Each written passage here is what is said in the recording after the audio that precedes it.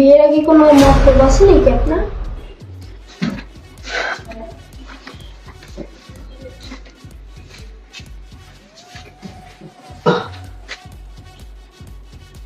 আপনি জানেন কি, সত্যি আপনি অনেক সুন্দর।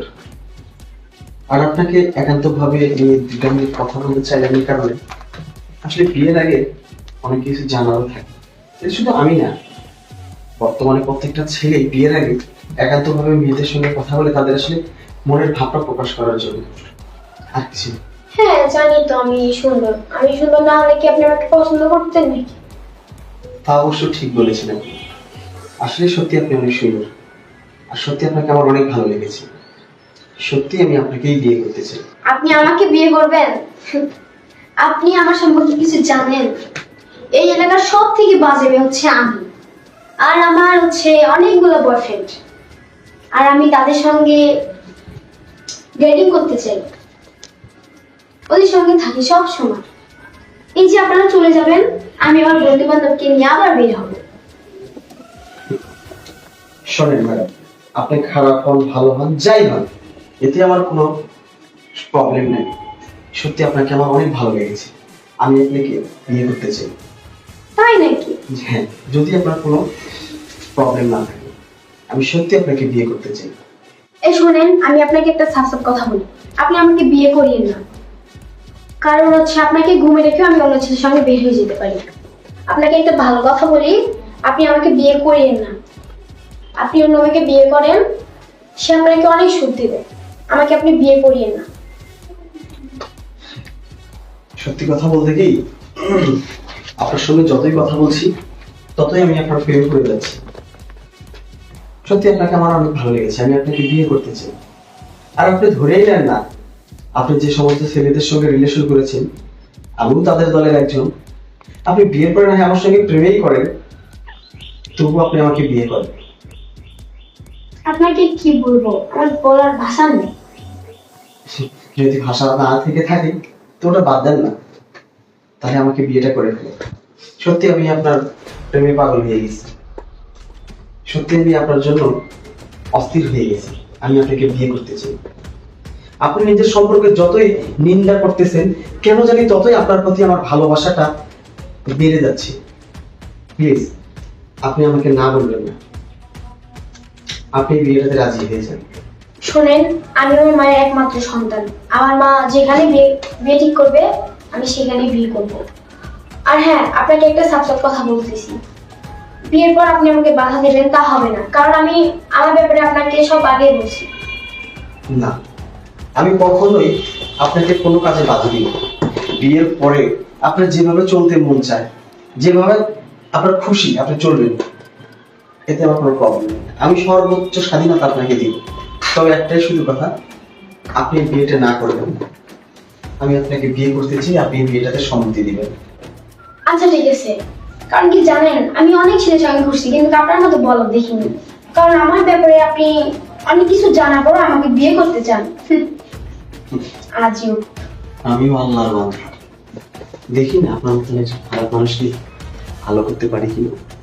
আল্লাহ ভরসা। এই কি ভাবছেন? জান, আমি আপনাকে বিয়ে করব। না না, কিছু ভাবছি না। আলহামদুলিল্লাহ, আপনি সম্মতি দিয়েছেন। তাহলে আমরা ওনাদেরকে ডাকি। হ্যাঁ।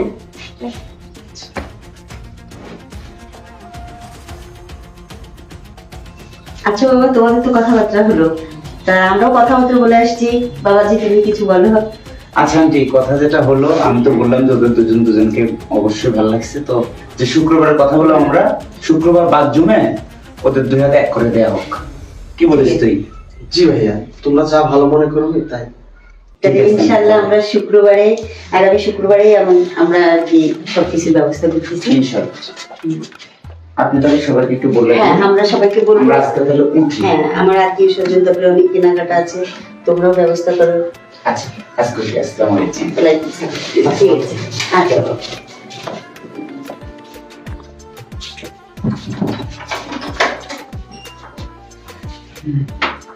পছন্দ হলো?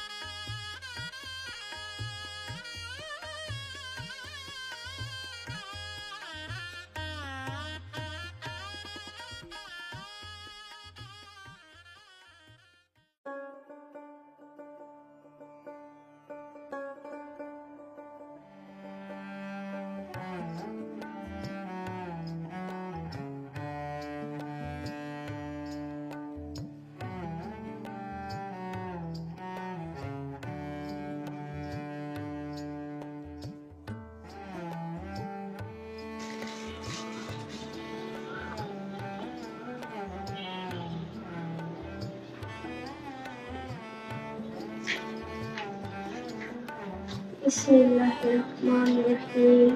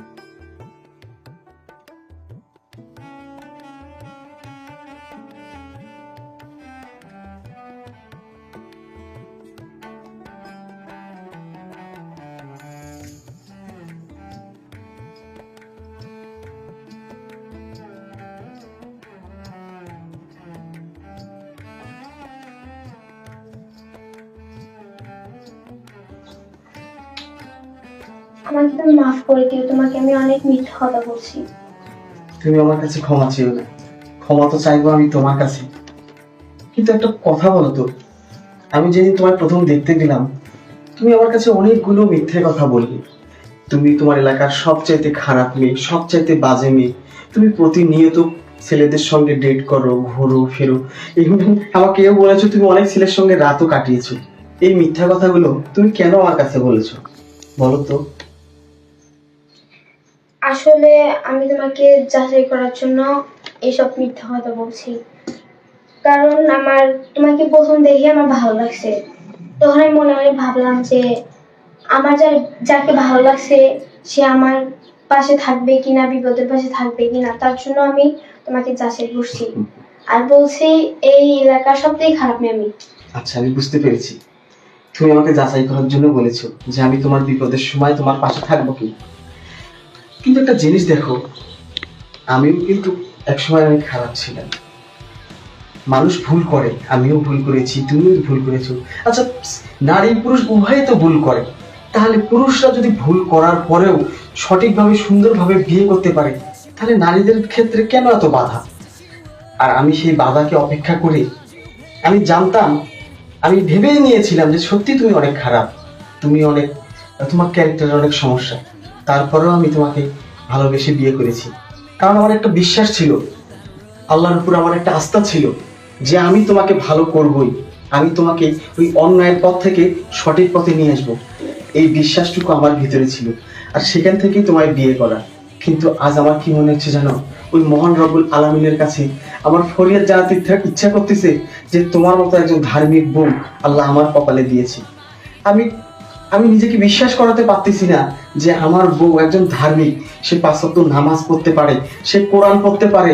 আল্লাহর কাছে আমি শুকরিয়া জানাতে জানাতে আমি আমার জীবন শেষ করে দিলেও আমি আল্লাহকে বুঝাতে পারবো না আল্লাহ কত বড় নিয়ামত আমার ঘরে দিয়েছি। আমাদের দেশে একটা নিয়ম আছে, ছেলে মেয়ে যদি প্রেম করে, এটা যদি কখনো ব্রেকআপ হয়, থেমে যায়, আর এটা যদি গ্রামের লোকজন জানে, তাহলে ওই মেয়েটাকে সমাজ থেকে অনেক ধিক্কার দেওয়া হয়, সমাজ থেকে তাকে অনেক লাঞ্ছনা দেওয়া হয়, অনেক অপমান করা হয়, এবং ওই মেয়েটার বিয়ে হতে অনেক কষ্ট হয়। আচ্ছা, ওই সমস্ত লোকজনরা কি একটি বারের জন্য ভাবে না ওই মেয়েটা কার সঙ্গে প্রেম করেছে? আমার মতোই তো কোনো না কোনো ছেলের সঙ্গে প্রেম করেছিল। তাহলে সেই ছেলেটাকে কেন এভাবে অপবাদ দেওয়া হয় না? কেন সেই ছেলেটার বিয়ের ক্ষেত্রে কোনো সমস্যা হয় না? মেয়েদের ক্ষেত্রে কেন এত সমস্যা হয়? আমিও ভেবেছিলাম তুমিও তাদের দলের একজন, আর আমি সেখান থেকে তোমাকে পবিত্র ভালো জায়গায় নিয়ে আসার জন্য আমি তোমায় বিয়েটা করি। কিন্তু আমি জানতাম না যে আমার লক্ষ্মী বউটা এত পবিত্র, সে একজন পরহেজগার। আল্লাহর কাছে আমি আবারও শুকরিয়া আদায় করি যে তোমার মতো একজন স্ত্রী আল্লাহ পাক আমার কপালে নিয়োগ করে দিয়েছে। আচ্ছা, যাই হোক, তুমি বিছানা গোছ করো, আমি গোসলটা সেরে এসে আমিও কাজা নামাজটা পড়ে নেব। যাও।